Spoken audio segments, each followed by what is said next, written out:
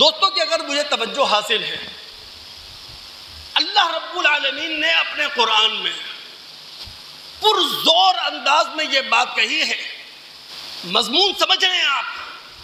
ہم کلمہ الحمدللہ اس کی معنوی گہرائی، معنوی وسعت اور اس کی طاقت کو یہاں سمجھنے بیٹھے ہیں۔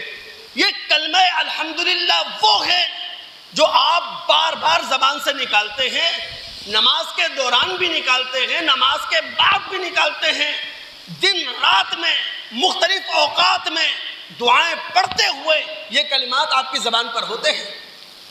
اللہ کے بندو، ہم سو کر اٹھتے ہیں، سب سو کر اٹھے، کیا دعا تھی؟ الحمدللہ الذی احیانا بعد ما اماتنا والیہ النشور۔ اللہ رب العالمین کا ہی تو شکر ادا کیا ہے کہ رب العالمین نے چند سانسیں اور دے دی ہیں، رب العالمین نے زندگی کی تھوڑی مہلت اور ہمیں دے دی ہے۔ یہ کلمہ ہے جس کی معنوی گہرائی کو ہم سمجھ رہے ہیں۔ اللہ تعالیٰ نے قرآن میں پرزور انداز میں یہ بات کہہ دی ہے، موجود کائنات جس میں ہم زندہ ہیں، یہاں بھی سزاوار ہم سزاوار شکر وہی ہے۔ جب موجود کائنات ختم ہو جائے گی، کائنات نئے قوانین، نئے نوامیس کے ساتھ بنے گی، اس وقت بھی سزاوار حمد وہی ہوگا، سزاوار شکر وہی ہوگا۔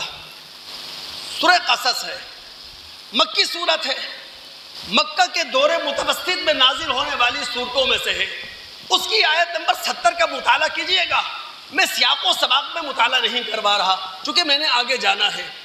اللہ رب العالمین کیا فرماتے ہیں؟ وَهُوَ اللَّهُ لَا إِلَٰهَ إِلَّا هُوَ لَهُ الْحَمْدُ فِي الْأُولَى وَالْآخِرَةِ وَهُوَ الْحَكِيمُ الْخَبِيرُ۔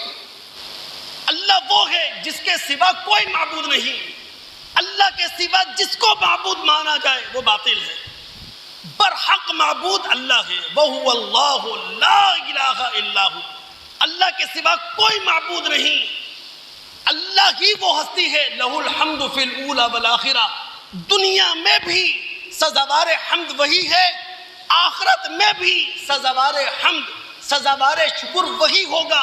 دنیا میں جو کچھ ملا ہے خدا کی دین ہے، آخرت میں بھی جو کچھ ملے گا خدا کی عطا اور بخشش ہوگی۔